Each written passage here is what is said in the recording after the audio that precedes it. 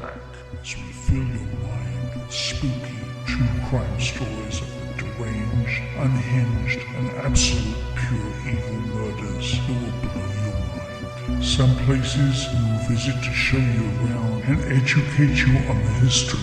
Other times we will bring you to the paranormal because the dead never lie silent for too long. Be the last time anybody sees us alive. I don't know where she has us, but we're gonna get fucking killed. Hello? Gina, there is a beehive over there. Do you see that in the hole? Buckle up, Buttercup. Welcome to 50 States of Madness. Welcome to 50 States of Madness. Hi, good afternoon. Hello, how are you? Good. Welcome back, everybody. Welcome. Yes. How's everybody doing? Well, everybody at my house or everybody out there? Hold on. Everybody answer, not all at once. No, just kidding. Let us know in the comments how you're doing. Thank you. It's Friday. Thank God. Right before the weekend. So I had a rough week at work, but I'm very happy that it's the weekend. I'm very happy that it's almost time for Christmas break. we can't tell with your hairdo that you've had a rough week. Look. Had a baseball hat on earlier. It gave me a headache, and so I had to take it off, and this is what you guys are left with. I'm sorry. You're lucky I don't have it down. No. Because trust me, you guys don't want to see any of that. She looks really cute. As long I look really cute. Okay, let's not lie about this, okay? You know what? I'm just happy you have hair. I don't have hair. You have hair. So not that's under control. Yeah. It's unruly. But before we get started, please and thank you. Thank you so much for those who have subscribed. Please, if you haven't yet and you're watching our videos and you like us, please subscribe, hit the like button, comment. Yes. Love that we try to catch up. I do my best catching up on the toilet. It's out there. I read the comments while I'm peeing. I don't bring my phone with me to the toilet. I read my comments while I'm peeing. So okay, well, at least you guys know. That's really cute.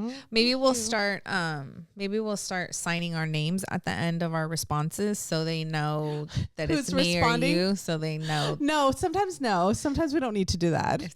So they'll know if they got a response from the toilet or not. Yeah, and just so you guys know, I do not respond from the toilet. I don't take my phone in the toilet with me. I don't put it in the toilet. I don't take it to the bathroom with me. Like that. You don't at all? I do not sit on the toilet and scroll through my phone. No. Really? I don't. Oh, you know what? That's probably my brain is always going, and I'm always like, if I'm not doing that, I'm reading. I got my People magazine in front of the toilet. I got even when I'm blow drying my hair, I put my People magazine in front of me and I read while blow drying my hair. How long does it take you to pee? You know what? It's not that it takes me a while it doesn't take me that long to pee, but it does take me longer than usual. Like sometimes when I go to the bathrooms with my coworkers, they're all out and back in the office before I'm done peeing. Oh. It takes me a long time to pee. I'm not a fast peer. I don't know. Is this a weird conversation? Sorry guys. This conversation went in a whole different direction. You know how some people put it in there. Put it in the comments. How do you pee? This is literally a shoot the shit episode. First of all, this is shoot the shit episode. Okay, so don't take us seriously right here. But you don't try to listen to other people pee when you're in a public restroom or anything. But people pee fast. I will have people sit down. They'll get up and they're done. Me, never. Mine does. Tinkle, tinkle, tinkle, tinkle. It pees, but I'm it always takes forever. Minimum 30 seconds. Minimum. I know. I know. And I don't even know. I don't feel like I hold it that long. But I have to say, and everyone's going to know a whole lot about me. Before my hysterectomy, it wasn't like that. But I think my uterus, they used to lay back. Your gizzards around or something. And they should say that my uterus would lay on my bladder, it would lay back. And so I think after they removed it, maybe it holds a lot more, but I don't feel it. And I don't recognize that it holds a lot more because there's nothing pressing up against my bladder. Okay. So that could be it. So, yeah, there you go. Just a little tidbit about Shannon. Thank you. There you guys go. Now that you've all had an anatomy lesson. Thank you. I hope this is not the first episode they come across and they watch, because then we're going to get the comments. Right? You guys talk too much in the beginning of the episode. That's what we do. Welcome to our channel. And a lot of you, it's so funny, but a lot of you guys have been commenting about the whole Saturday Night Live, the sweaty balls, The SNL skit. that Shannon and I remind you guys of them. And we've gotten that literally since day one. I get it. Sometimes because I've been trying to listen to it to memorize it because I want to do a little bit of sweaty balls. Yeah, for we're you. gonna do an episode for Christmas. We're gonna And try. so just But buckle up for that one. I get it because of sometimes how we react to each other and our pauses and our, hey, how's it going today? Yeah, it's going good. I get it, but they're a lot funnier than us. I seem to think. Well, you're clearly the funny one. You're funny too. You make me laugh. No, Yes, you do. no. I think people have figured it out by now You're that you're the funny one. And I think the funny thing is my reaction to you. I don't know. That's what my friend at work told me today. Oh, is it? Amanda. Yes. Shout out, Amanda. Yes. Amanda said you guys are hilarious. And everybody's commenting like how funny we are. And I'm like, it's not a funny podcast. And she said, I think it's the way that Shannon acts and the way that you react to her. And it could be your facial expressions. Although No. Kim, shout out to Kim. She calls me after some of our episodes or even during it because she'll crack up out of little comments that we say to each other that she gets, Oh, right. But there was one, I guess I was talking about me losing my thought in my brain. And I think a lot of people who know us laugh more because they know us. Because they're around and it happens Yes. all the time, middle of And a it's- conversation. And you're like, well, I don't know where that was going, but I always go blank. yeah. Hence the notes in front of me. Yeah. So what are we doing our episode on today? So today, I thought that we could talk about Gypsy Rose Blanchard, because she is going to be released from prison a few days after Christmas. Yeah. So in a couple weeks. And I thought that her story is very interesting. And I know that a lot of people are familiar with it.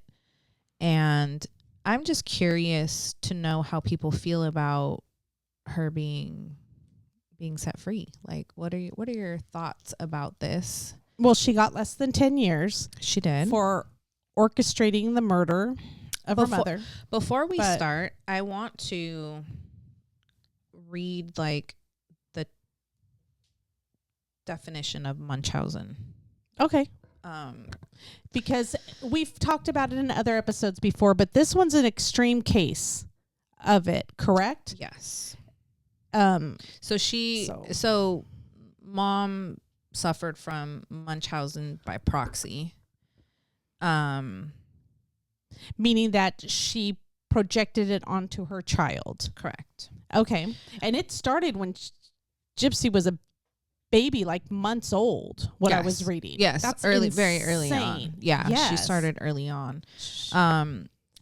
So it's a psychological disorder marked by attention-seeking behavior by a caregiver through who they are. So basically, like somebody, it doesn't have to be a child. It's somebody who you're a caregiver for. It's a relatively rare behavioral disorder. It affects a primary caretaker, often a mother. The person with Munchausen gains attention by seeking medical help for exaggerated or made-up symptoms of a child in their care. As healthcare providers strive to identify what's causing the child's symptoms, the deliberate actions of the parent or caretaker can often make the symptoms worse. I know that it is no longer called Munchausen. Oh, what's it called? It is called now, let me see. Well, now you're going to have to give me the history on why it was called Munchausen's and why are they changing out. Well, I'll look up why was it called Munchausen. So now it's called factitious disorder imposed on another, previously called Munchausen syndrome by proxy. Oh, So it's called factitious disorder. and the name was referred to a figure named Baron Munchausen. Yeah, it's who after was a known person. for exaggerated stories. Yeah. Oh, Yeah. I So gotta it's- learn about this Baron Munchausen. Here I go down the rabbit hole. This is why nothing ever gets done. So yeah, it's no longer called Munchausen, which I don't know why. Maybe because I don't know.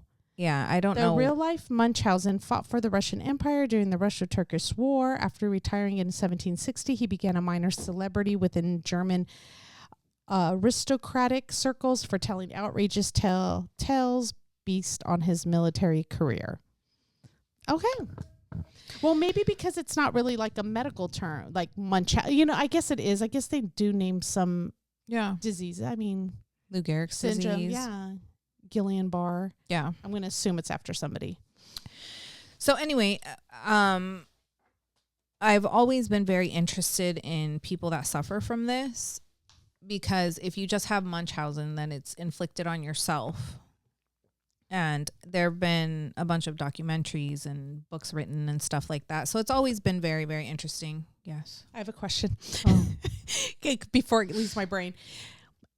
But Munchausen, is it not the same as hypochondria if you do it to yourself? No. So if you're a hypochondriac, you think you have all these diseases. If you're Munchausen, are you aware you don't have the diseases? You're just exaggerating. You're just pretending. You're basically. I read a story about a woman who would inject herself with fecal matter to get herself sick in her stomach. Like she would just inject herself with it. That's worse so than I me think taking my phone to the toilet. Yeah. So I think that's a little. I think that's more than just being a hypochondriac. I think people that are hypochondriacs just think that they have everything. Like if you have one little symptom, you're like, oh my God, I have that. So it's like if you have a headache and you go to WebMD and they're like, oh, you have a brain tumor. And don't you? Because WebMD is the place I go for all my medical advice. Yeah, right. So I think it's a little. According to WebID, I've had cancer numerous times. Yeah. Oh yeah, too many to mention. Yeah, it's a surprise I'm still standing. Yeah. So yeah. So don't do the WebMD thing, guys. No, avoid it. At all costs. Especially if you're a hypochondriac. Yes. I wanted to just do this because it was an interesting case. But then when I found out that she was basically going to be released from prison very shortly, I just want to get everybody's take on it, because I feel like with the case like this, so as we all know, Gypsy Rose, she did not murder her mother, but she basically had her boyfriend at the time murder her mother. I knew a little bit about it, like basically what was in the news, and then when she was going to prison, and I knew what her mother had done to her. I hadn't really looked that in depth into it. Yeah. But I was surprised, as you were saying, that she convinced her boyfriend to do it. Yeah. But yet he's sitting in prison for a life sentence, no parole, plus 25 years, and she's getting out in less than 10. Yeah. I'm surprised. I really am surprised by that, because a lot of times they usually get the same sentence, don't they? If they're, I mean, there's proof, she basically said in an interview that she was asked if she was like in the same room or whatever, and she said no, because like blood makes me a little squeamish. Oh, okay. So go ahead and murder my mom. I'm just not going to be in the room. But technically, it's a murder for hire that actually was carried out. Yes. So haven't people who did murder for hires get the same sentence as the person who actually committed the crime? Not saying, because I understand what she went through. Yeah. I get it. Okay, but to me then, well, we'll touch more into her boyfriend, and that's why I'm curious. Yeah. I'm curious to get people's feelings about this, because, there's a lot of stuff that took place in her childhood. Like we said, her mom had this probably before she was born, I'm assuming, because there are some things that have been said about her mother, Gypsy Rose's grandmother. So Gypsy Rose's mom, his name is Dee Dee. And so Dee Dee was taking care of her mother, and she was having some illnesses, and as soon as Dee Dee moved out, then suddenly she wasn't sick anymore. And they think that once her mother passed, then it kind of came out that they think that she was being poisoned. Yeah, it was by her Dee Dee. stepmother. And, yeah, her stepmother. Her stepmother, yeah. She was being poisoned with Weed killer. weed killer, Roundup weed killer, and stuff like that. So I think she kind of had some things before getting pregnant with Gypsy Rose. But her Gypsy Rose's dad was a lot younger. He was 17 years old, and Dee Dee was 24. Oh. So there's a little bit of an age difference there. And it was shortly after they had Gypsy Rose that Dad, he left. Removed himself Yeah, from the picture. he left. And so it was said that when Gypsy was 3 months old is kind of when it all started, by her claiming that she had sleep apnea, and she was taking her to all of these hospital visits and doctor's visits and putting her through all this testing to have all of these tests come back that negative, that there was no sleep apnea. And she was putting her through all these sleep tests and hospital visits and all of this stuff. And then I think it just kind of progressed from there to, she said that she had muscular dystrophy. They did tests for that. And what doctors are supporting this? Did she just kind of shop around for doctors She until she moved got them to different agree? doctors. Yes, she moved from doctor to doctor to doctor, and I think that is another big, huge sign of Munchausen too. Is That's like a red flag right if there you don't, too. yeah, you don't get the answer that you want. But what I'm very curious, like, I mean, at one point she shaved her head because she, claimed that she had all these diseases and whatever. She was in a walker, then she was wheelchair bound. And it just kind of continued to progress. But my thing is, it said that she was giving Gypsy Rose medication that basically would mimic different diseases. So it would actually give her these symptoms that would mimic a disease. So she would actually have these symptoms. So but that would... Where is she getting this medication? Like, where are these doctors being held accountable for prescribing it? For prescribing this? And why did it get to, I mean, to me, just the way that she looked. She lied to her about her age. Yeah, she shaved off a few years. She went on as far as to have her birth certificate changed. And so when she's in all these hospital stays and stuff like that, aren't the doctors and the nurses questioning, like, why is her head shaved? I think there were like just a lot of things out there that I guess I just don't understand. Well, also, because when I first heard about Gypsy, I'm thinking, I can never get my kids to do what I want them to do. Mm-hmm. My kids would have been like, Mom, why are you having me lie about this? Mom, I could walk. Mom, I would have never been able to have this much control. So we do know there's probably some type of abuse. Of course. Which, either physical, mental, both, emotional. But now that makes sense to me, is that if you're giving a child medication that mimics something, Mm-hmm. because some medications can give you headaches, make you feel fatigue, then I can understand how easily you can convince your own child that they're not well. Of course. Because of the symptoms they're experiencing. Mom, I have a headache. Oh, that's because, baby, you have. Yeah, she was saying that it was it says that she claimed that Gypsy had a wide range of health issues, which she attributed to an unspecified chromosomal disorder. Unspecified. So Yeah. It's called the DD effect. yeah, clearly. So they were, I believe, victims of Hurricane Katrina. Yes. And which is terrible.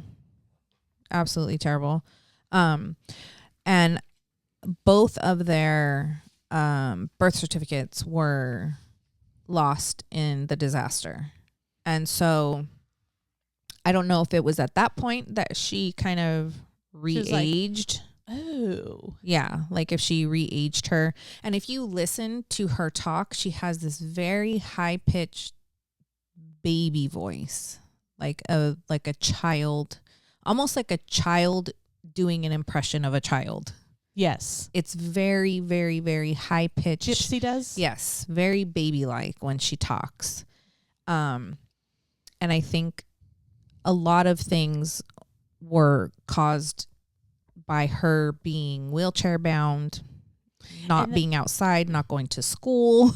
I was going to say, because she was homeschooled. Yes. So therefore, you didn't have those people being mandated reporters reporting her. And the abuse that Gypsy was going through, she kept her away from other people and other adults. Yes. But then also moving around a lot. Nobody really knows your story. It takes you a while to learn something, or something's off, something's not right here. But what about the family of Dee Dee and Gypsy? Did they just not go around them? I think they just moved so much. And the dad tried to be involved, but I think the mom was just like, nope, he was paying child support. They were living off of public assistance, his child support, and she was getting public assistance because of all of her, so-called health issues. And so she was just taking money. They were part of the Make-A-Wish Foundation.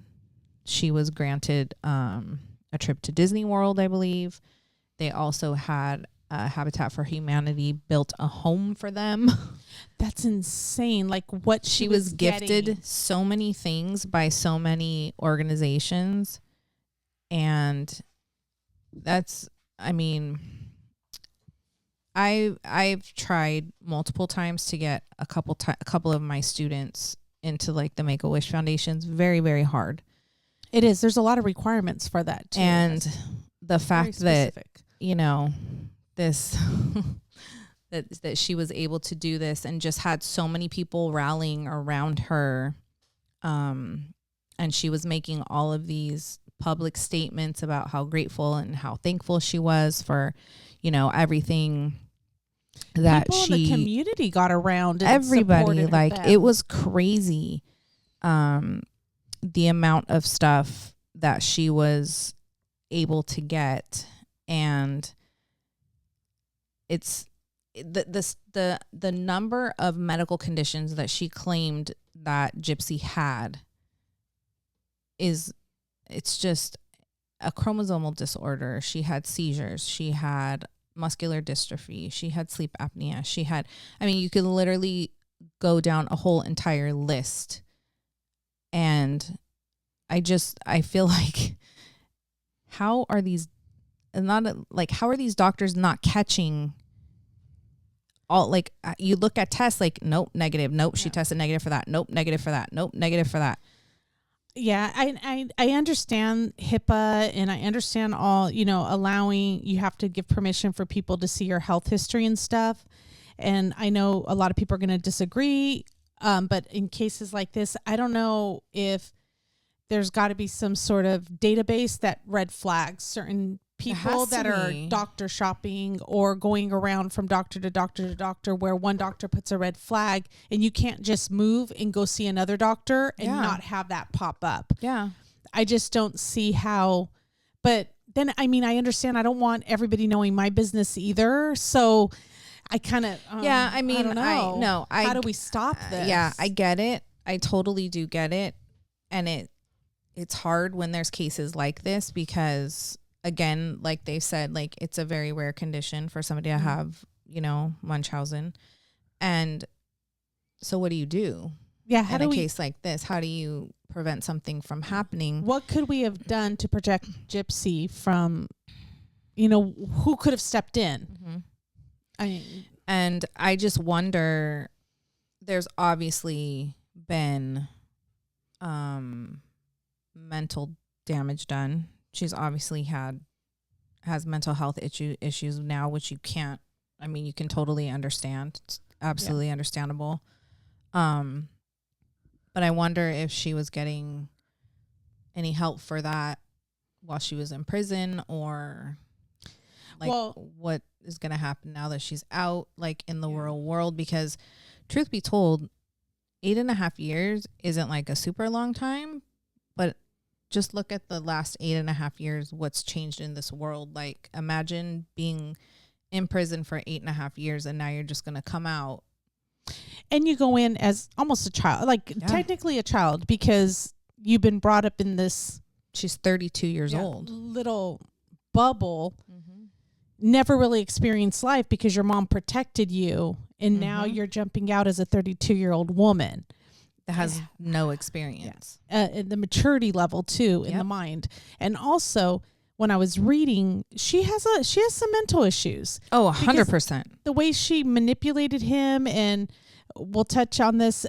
They talk about multiple personalities for him and her. For the boyfriend, Nicholas. What's his name? Nicholas Godejohn. Godejohn. He was, I believe, autistic. Yeah, they put him on the autism spectrum disorder and Asperger's. It is Asperger's is on it. So on that end of it. Yeah, he definitely had some issues himself. And you know what? It's funny because they mentioned the two. Not the two, but they mentioned, he's on the autism spectrum disorder, Asperger's, but also they mentioned that was low cognitive development. So I'm like, well, that's really not, because Asperger's usually they're on the higher end of cognition. But that was one interview with one person who evaluated him in jail. Yeah, so I believe he had like a really low IQ. Yeah, they did say that he had a very low IQ. Yeah. I know that the murder occurred in 2015, June 14, 2015. And how did Gypsy and Nick, his name was Nicholas, but he went by Nick. How did Gypsy and Nick meet if she was so sheltered? So she was able to get onto this dating website. Yeah. I know that since they kind of been announcing Gypsy's almost coming out. Well, now Nick's attorneys are trying to file an appeal in 2022. They took it back to court to try to say that his previous counsel did not go over a lot of conditions that Nick might have had, that they didn't present evidence. They didn't fully investigate and present evidence from a qualified neuropsychologist specializing in autism spectrum disorders and the defendant's diminished capacity defense. So they want to take it back to court because for him to get this much time, they feel like he was easily manipulated, right, and told what to do, and he was agree. being controlled. I agree. I think they need to hear that. I think they do. I'm not saying that he's not guilty, and I'm not saying that he doesn't need to be there. He doesn't need to be released. We're not saying that tomorrow, but I do think that they need to hear that because I'm not fully convinced that Gypsy Rose might not come out and, I don't know. I understand. It's not like she's a serial killer. Like she's going around murdering random people. No. I'm not. There's no reason that you can give to make murder okay. But I do understand where all of these feelings came for her mom, because I can't imagine, growing up knowing that I can walk, knowing that I was okay, and yet I still had to play the part for all of this. It's essentially was a prison. And essentially she was, I want to say it was her mother, but she was kidnapped. She basically was controlled by another person. And how do people who get kidnapped by strangers react? I mean, if it was a stranger who got taken off the street, told, they couldn't talk to other people, they couldn't walk, they were placed on medication, they weren't sick, they were given drugs. If you put it in that context, if that person did anything to try to get away, we'd be okay with it. Yeah. So I get it, but it's rough. It's hard to make a call on something like that, because you do understand her side of it, because if Stockholm syndrome. Yeah. I mean, maybe she felt like she owed her mom something and that she was always going to be under her mom's control no matter what. Even if she escaped from her home and ran away, that her mom was still somehow going to be able to get her back and continue to treat her. Who knows? You know what I mean? You can't tell. And the desperation. Who knows what her mom was telling her? Yeah. And so I do think that the both of them need a lifetime of mental help and care.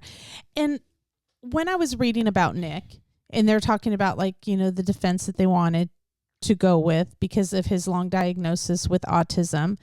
And I'm going to just read a few things that maybe some of the family members said about him. But my thing is that I read a quote that Nick said after the murders, and it makes me almost like I want to feel for him. But then when I read something that he said afterwards, I feel like, yes, he was manipulated. Yes, he has autism. Yes, they were claiming that he doesn't know the difference between fantasy and reality at the time. He wasn't brought up in the best circumstances. Right. He lived with his mom and his stepfather. He spent a lot of time in his room. He wasn't taught how to care for himself. He wasn't really cared for by his mother. He was neglected. I think another reason why it maybe affects you and I also is because I feel like in our career working with this population, we've probably met a lot of Nicks. Oh, absolutely. And so I think back of multiple students that I've had in my career that I feel like you could have probably talked them into doing something like this and they wouldn't have known the difference. Oh, I've had it where in school they've been talked to easily by other students to do something at school, So you figure you take a kid whose hormones are probably through the roof because they were at that age, and then he meets a girl who he thinks that he's in love with, and she's trying to manipulate him to do something, and then you throw, different disorders on top of that. It makes sense. Yeah. Well, to get him to do some of these things, she would send him text messages and talk about her mother and how she was being treated. But she wouldn't send it to him with her name. She'd have these alternate personalities. Yeah, she had a lot of alter egos. So sometimes she called, one of the names was Demona. Yeah. And then another name she used was... they had these names here that she was using. Let's see. But she would send him these videos and these text messages. And he felt like he had to do anything to protect her because of how she was saying her mom was treating her. Right. And she did ask him at one point if he would murder her mother for her. And she said, yeah. He said yes. So... she knew exactly what she was doing. Oh, of course she did. Part of you wants to think, did he know exactly what he was doing? I don't think so. Did he understand what... It's one thing to know that you're doing something wrong. It's another thing to know after you do it, the implications. That she would be gone for... right. Murder is permanent. Right. She's going to be gone forever. You're going to go to jail for this. Did he know all the consequences of his actions? I think she had enough wherewithal to know that he would do it for her. And I don't think he had enough wherewithal to know the consequences of what would happen if he did it. Yeah, I don't think he... But... She knew. She knew that if she manipulated him a certain way, that eventually he would give in and do it. Yes. But after the murder, Nick did say, he said, the red mist came down and that he had no way of controlling his anger towards her mother. The very second I put my foot down, I had one of those moments that you might only have once in your lifetime. It was an angel and the devil. First, the angel spoke. It actually said, take her and run. And then you have the other part of me, that darn devil. What he ended up telling me was, this bitch is dead. I got so darn enraged that something inside of me clicked. Unfortunately, that part of me wanted to come out for a very long time, and the very first opportunity it got, it didn't waste any time. That dark shadow part of me that really is triggered by anger. Once that anger clicks, I see red. However, when asked if he had any regrets, he said no, adding, I would have done it again. I might have done it differently, but I would have done it again. I couldn't see Gypsy Rose suffer anymore. So, but again, look at his cognitive level. Exactly. And where he's at. Yeah, you have to take that into consideration. And I know that on a lot of different cases, a lot of different, everybody wants to, take the insanity plea and this, that, and the other. And I think that those people really ruin it for the people who need it, because this is definitely a case where that stuff needs to be looked into. Yeah. And his history.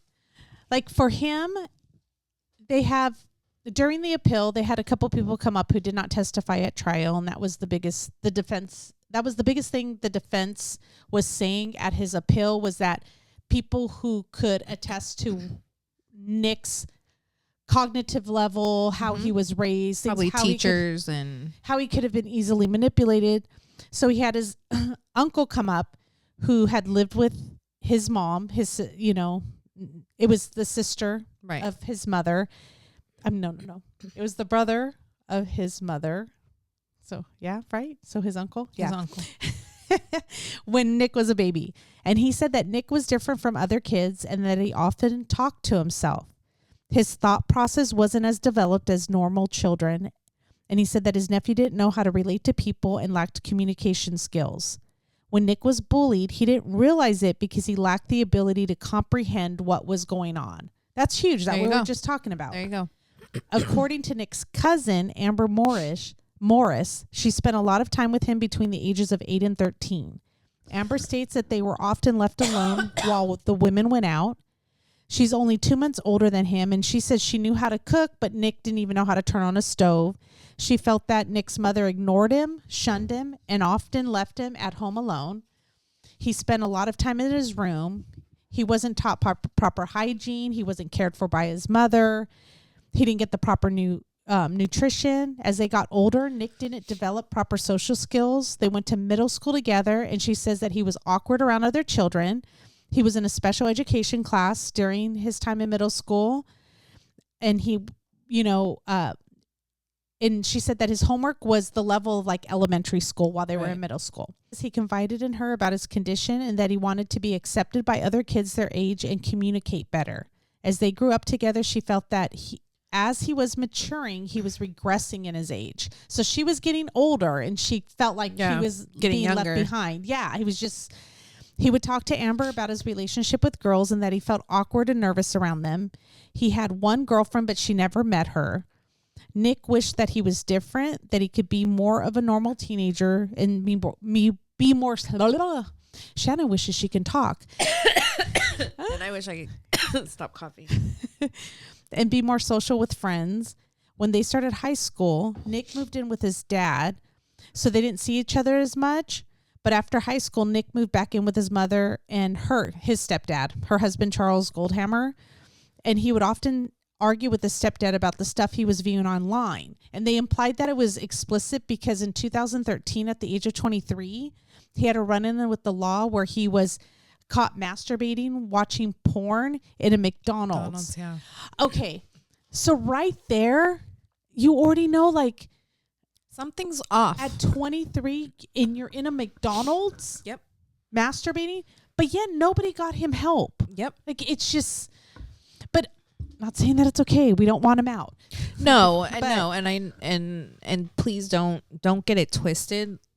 I just feel like a lot of these things, and we've talked about so many other things where they weren't admissible in court. They wouldn't let people speak on certain things and certain people's pasts. And I'm sorry, but that plays a huge role in a lot of these convictions. Yeah. Is people's absolutely. past. Like, especially if it has any ties to what they're being charged with. I just, and this kid's, I mean, his mental health, I think, is a huge, huge thing. And if you were to just present this case that he met Gypsy Rose on a dating website and they were boyfriend and girlfriend, and she manipulated him and said, "Hey, kill my mom," and he was just like, "Okay, cool," and just murdered her, and you don't know anything about his past, that puts in a whole different light than if you look at him having all of these mental issues and being on the autism spectrum.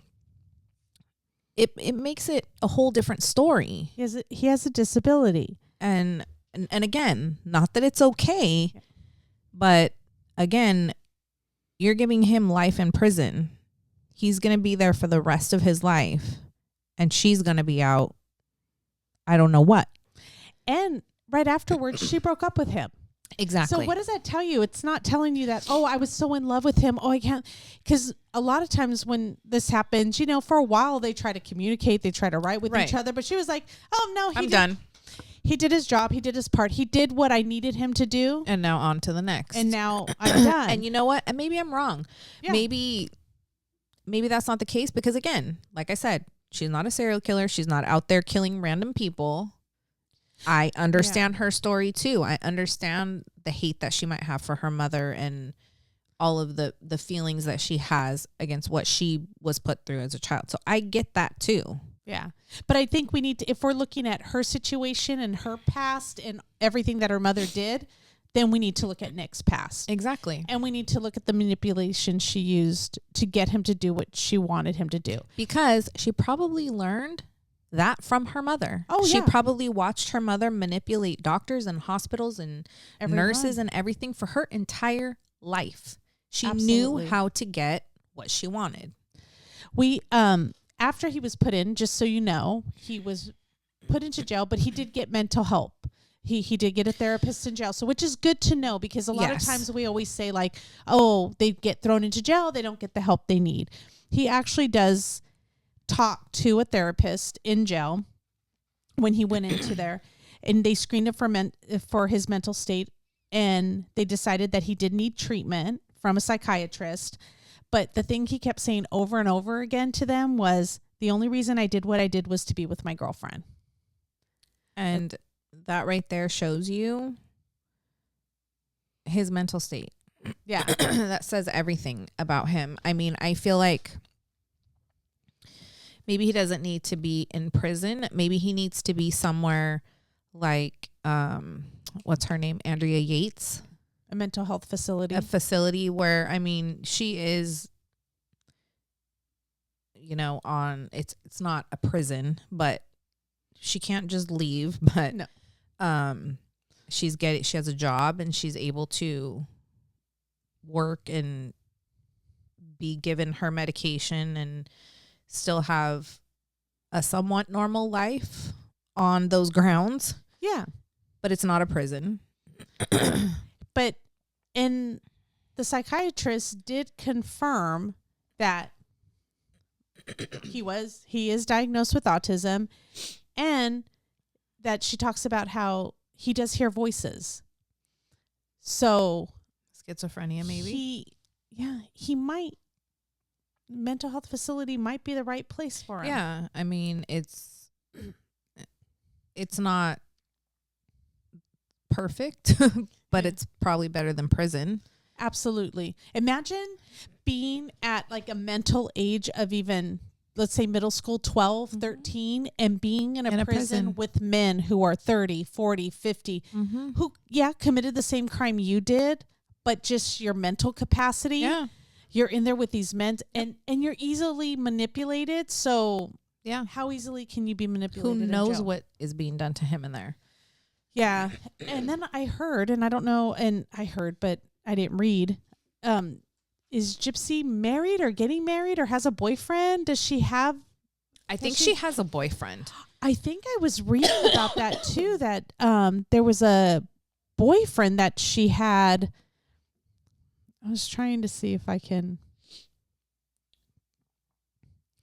It says the defense, this is in the, I'm going to read from the trial, from his appeal. She's engaged. Trial. She's engaged, right? But who is the guy? What's the guy's name? I just want to know. Does it say who the guy is?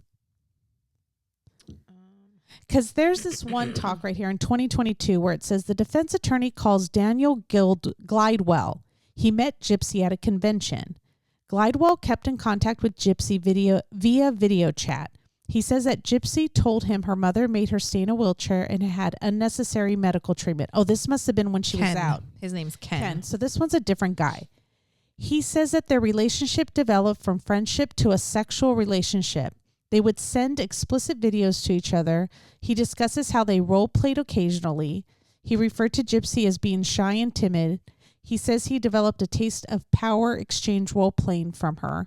He says she would send nude photos dressed up in costumes and use various fictitious names.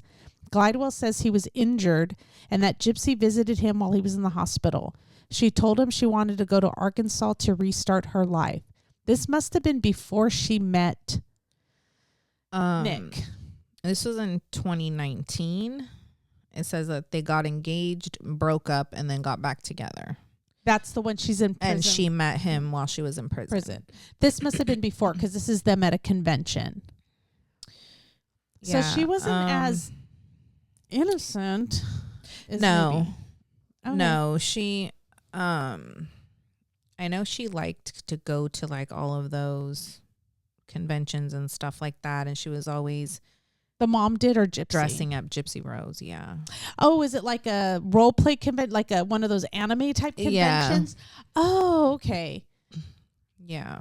Okay, but and obviously her mom was with her though when she went because she was in the wheelchair. Yeah. Okay. There is a lot more to the story than just the shoot the shit because there is so much you can get into on this. Yeah, there is. There's a lot.